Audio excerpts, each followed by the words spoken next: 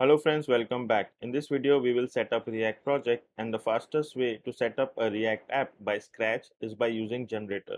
So we will be using Create React App, which is an open source generator published by Facebook. So I have created a folder with the name MERN-blog on my desktop. So here is the folder MERN-blog, and inside the folder there is nothing. It is empty. So now let's go to Visual Studio Code and we need to open the terminal. To open the terminal, we need to press Ctrl and backtick key. Backtick key is the key which is above the tab key, okay? Or else you can just click on terminal and you can click on new terminal. Now we need to go inside the folder which we have created on the desktop. So let's go inside that folder. So cd desktop, and inside desktop I will go inside the folder which is MERN-blog, and here we need to type npx create react app space and the name of the folder. So I'll give the name as client.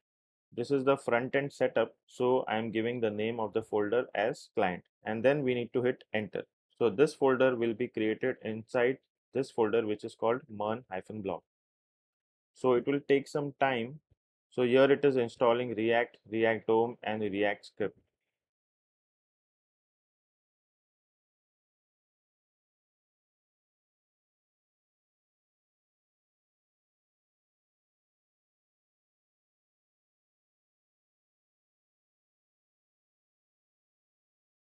So our application is created. Now we need to go inside this folder which is client.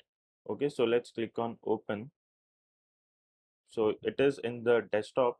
So it is on the desktop. So click here. Okay, MERN-blog. After clicking on MERN-blog, you will see this folder client. So you need to click on this, and then we need to click on open.